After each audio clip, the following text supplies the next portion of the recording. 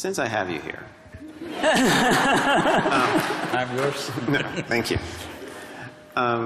Professor Sir. No. You know, the world has a lot of problems, right?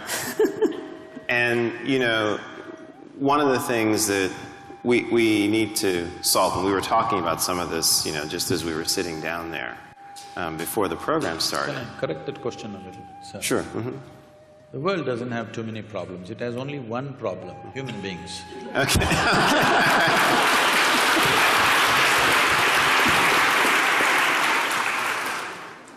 So if we could focus on that one issue.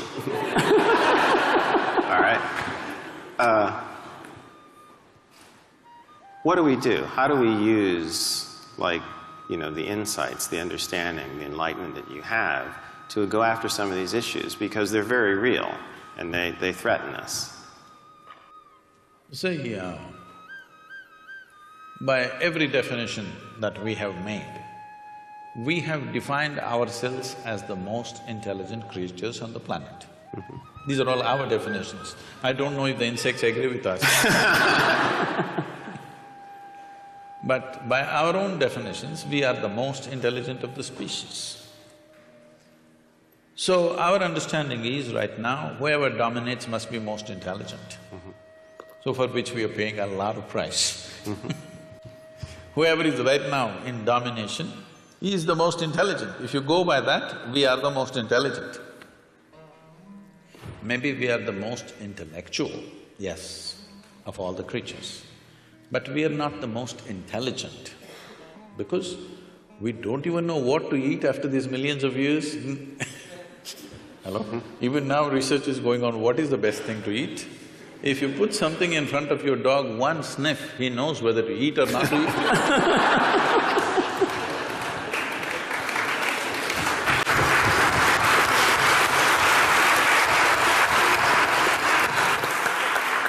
So this is mainly because this is a new happening. This cerebral activity is a new happening. We're a bit too excited. Just like, you know, people are all engaged with their smartphones all the time. They're walking like this everywhere. They're not looking at the sunrise, even that they look in the phone screen, they look at the whole cosmos in their phone screen. Because the instrument is new. Next generation may not even look at it, probably. Right now it's new, everybody is engaged with it and they're calling it a smartphone. Generally, someone will refer to someone else as smart when they find that person is smarter than them, right? So, unfortunately for a whole lot of people, the phone is the smartest thing about them. So, this is a new gadget. You should know more about these things if you have the right names for this. The brain? No, in the brain, this cerebral development… The cerebral cortex and… Yes. yes. This is a new happening.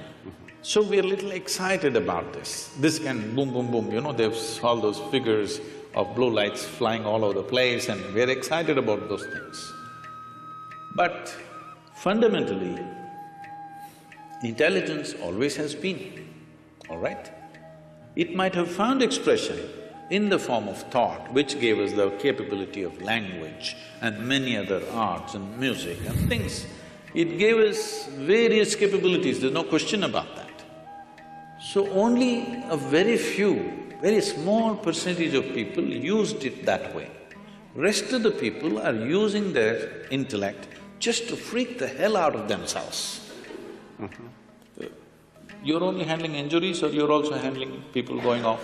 I only do neurology. Okay. I'm not board certified in psychiatry, if that's the question. If they're neurotic, you don't deal with that? Not trained for that. Okay. They all come not professionally trained for that. A lot of them come to me. You're lucky. So, this is essentially like you have a new gadget, but you have not read the user's manual. You're doing something with it. Human suffering that you see, human beings are suffering on various levels. As a doctor, you're probably seeing physical suffering in terms of ailments and surgeries and whatever they go through, injuries and stuff. But I'm seeing a different level of suffering. People who have no ailment to complain about, but they suffer deeply. People without any ailment suffer far more than people with ailments. At least if you have an ailment, you have a good excuse. Most people don't have an excuse, simply sitting, standing, they suffer. Everybody has found a reason. Why? Well, somebody is suffering because they are poor, they're suffering their poverty. You make them rich, they'll suffer the taxes. They're not educated, they couldn't get into the school, they will suffer. Get them into the school, you've seen them suffering here. To the best school, they will get in and suffer. They're not married, they suffer, get them married.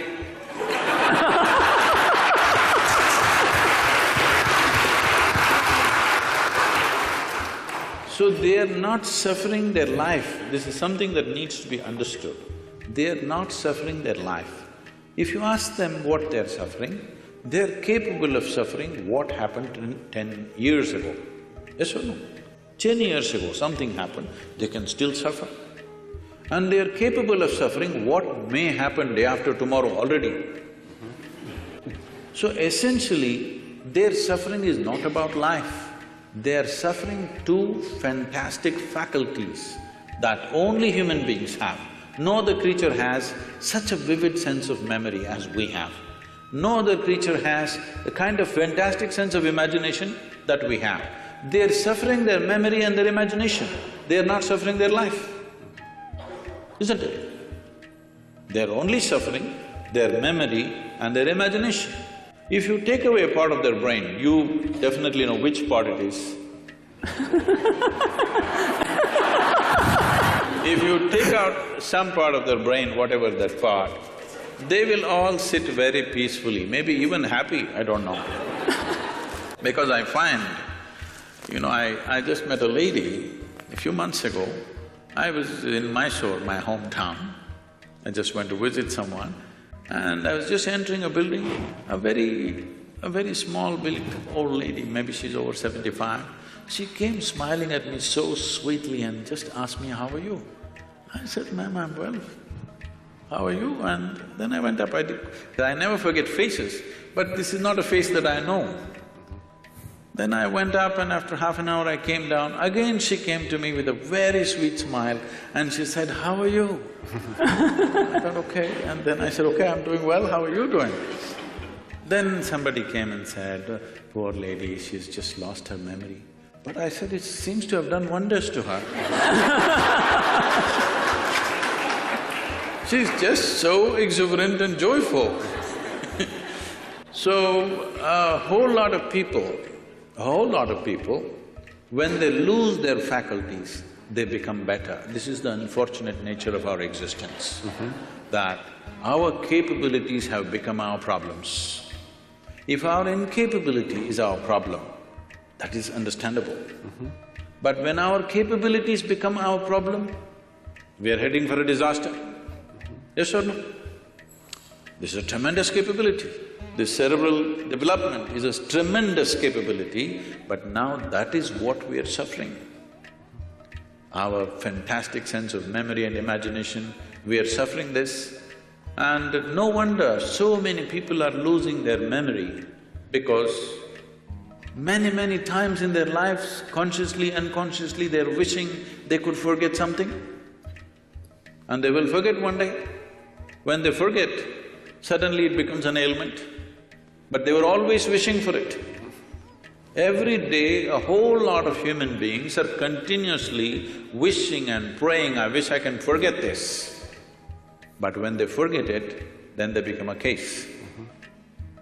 So, this dimension of what we are looking at is not about forgetting, it is not about reducing your thing.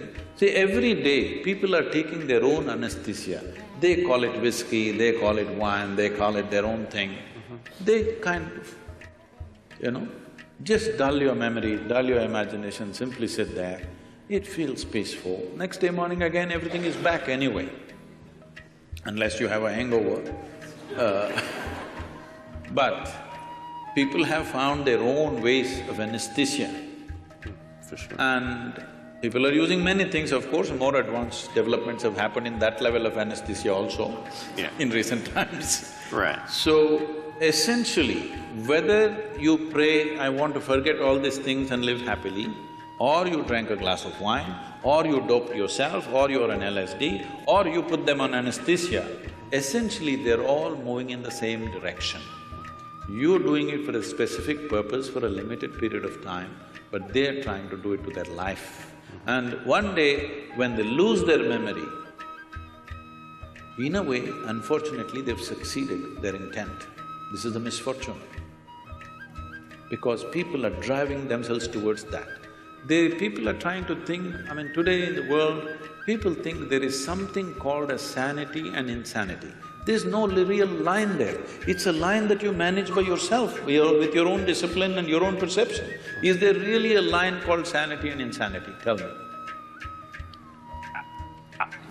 Is there? See now, it's like this. What you think is normal, somebody else thinks is crazy. Is it not happening all the time? Older generation thinks younger generation is crazy. Younger generation thinks old people had for sure lost their marbles. Everybody is making these judgments. One culture thinks another culture is crazy. So, it is just a line that we artificially create and manage because we know if we cross that, we will not be able to control ourselves. Even when people get angry, the term that they use is yours always, I'm getting mad, so they know it. So, they know that they've crossed their line. The line is not same for everybody. What is my line and what is somebody else's line is different places people have drawn their lines. Somebody thinks it's all right, once in a way, at least 3 times a day I shout at somebody, it's okay. If I ever shout at somebody, then I will withdraw probably for many years because such a thing cannot happen. If it happens, I've lost it. So what is your line, where is your line, is something that you have drawn. There is no existential line that this is sanity, this is insanity. There's no such thing. The question is just this, if you're in control of your mental faculties, this is called sanity. If you're not in control of your mental faculties, this is called insanity. Suppose, right now, we can make an experiment with all of them. Can we? Sure. I'll give you 10 seconds. Next 10 seconds, nobody… a simple thing, what you have to do is, you can think of anything in the universe you want. Only thing is, don't think of monkeys for the next 10 seconds. Okay? 10 seconds, no monkeys. You will count millions of only monkeys. So, our faculties are not totally in control. The question is only, how crazy are you? Okay. You are a little more crazy than me. That's about it. But there's no such thing as somebody is absolutely sane and somebody is absolutely insane. What means a lot to me looks like insanity to somebody else. Is it not happening every day? What means a world to you, somebody else thinks this is insanity. What means a world to them, you may think it's insanity. All kinds of things are being done in the world and it looks perfectly normal for that person, it's only others who are making this judgment that he is insane. Only thing is, if what is out of control goes to a point where it causes active harm to himself or to people around him, then we are diagnosing him as totally insane. But there has to be some sort of agreement, and I'll just call it that, so that we can have a functional social structure, right? So, you're saying sanity is a social thing. I'm asking, I'm afraid to assert here. It is so. See, even in terms of sanity and insanity, what is crime and what is not, is a social thing, isn't it? Right. It's a very social thing. So when we're talking about social things keep on evolving from generation to generation, it keeps changing. What you thought was wrong has become right, what you thought was right has become wrong. In one generation it happens, isn't it? So social realities we don't have to debate because it's a flux that all of us create. It's generally called culture. Culture is not something that dropped upon us. What mess we create today is tomorrow's culture. What the previous generations did, they did not do everything consciously, they did some mess. That's our culture right now. Okay, so if I understand the answer, it's a very hopeful answer. Because no matter how bad things look, they present to us a problem we can solve. Is that in the next generation? Is that sort of the point? You have teenage children or something?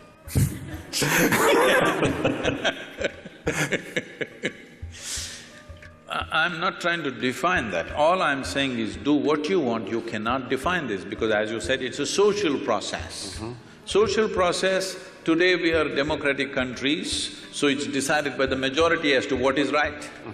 What majority decides may not always be a perfect solution, but we have agreed that if the majority says this, we do that, right or wrong. Works or doesn't work, we do just that when the majority says that, at least with certain aspects of life.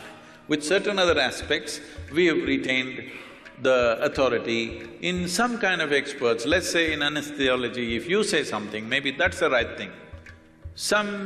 Let's say somebody has come up just today, he passed his medical exam and he's come, if he says, he will be put through 1,000 tests, but if you say it, people will accept it simply because of a certain record and a certain reputation and whatever. But it may not always work.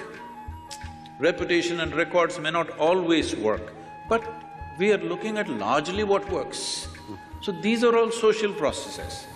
Without going into that, when we talk about anesthesia, when we talk about disengagement, or when we talk about meditativeness, this word meditation in English language has to be cleared because we've been going through that. See, the English word meditation does not say anything specific. I know it's become a popular word, but it doesn't describe anything specific. If someone sits with their eyes closed, in English language we say they're meditating. See, with eyes closed, there are many things to do. You can do japa, tapa, dharana, dhyana, samadhi, shunya, samyama. There are many things. Or you might have just mastered the art of sleeping in vertical postures. No, it happens in the universities, in spiritual programs, people learn to sleep with their spine erect. So, meditation doesn't say anything specific. Somebody is focusing on something and they think they're meditating, somebody is uttering a mantra and they think they're meditating, somebody is thinking about something and they're saying they're meditating about something. Essentially, if we translate meditation as dhyana, which is what generally, at least in India, what people believe, when we say the word meditation, people expect that you are speaking about what is called as dhyan or dhyana or dhyanam, depending upon how far south you are. If you're up in the north, it is dhyan, if you come down, it becomes dhyana. If you come to Tamil Nadu, everything becomes dhyanam. So the same word went to China and became Chan, and somewhere else it became Zen. The same word. We're expecting when you say meditation, you're talking about dhyana. If that is so, what dhyana means is, if you sit here, there is a clear space between what is you and what is not you. In the sense, what is you and what you accumulated. Body you accumulated, content of the mind you accumulated. If there is a little separation between these two, if you can maintain that awareness, now we say you're in dhyana. So this is meditativeness. This is not something that you can ever do. If you create the right conditions, this will happen as a consequence. It is like flowers in a plant. If you go sit in your garden and do flower meditation, flowers are not going to come. If you want flowers, you need to handle the soil, manure, water, sunlight. If you do these right things, flowers will happen. Well, the soil doesn't look like a flower, manure doesn't smell like a flower, water or sunlight doesn't feel like a flower, but only if you do those things right, this will happen. If you're… right now, this whole thing has become convoluted because we've become such a goal-oriented society. That means we are interested in the consequence, we are not interested in the process. Thank you.